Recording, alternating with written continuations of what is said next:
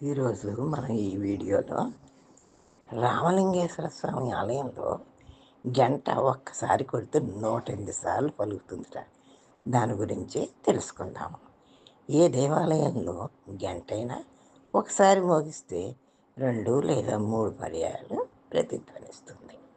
ఇది మనందరికీ తెలిసిన విషయమే. అయితే కొద్ది మందికి మాత్రమే తెలిసిన విషయం మరొకటి ఉంది.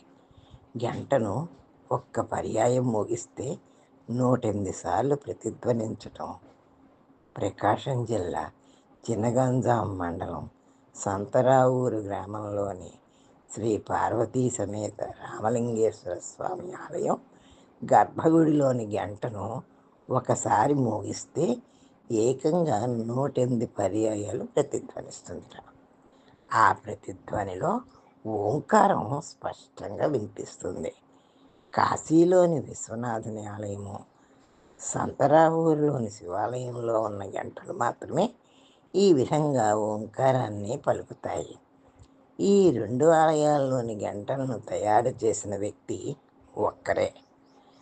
12వ శతాబ్దంలో గుంటూరు, అమరావతి మొదలు తిరుపతి పట్టణం దాకా చోళరాజు ఆధీనంలో పరిపాలన సాగేది.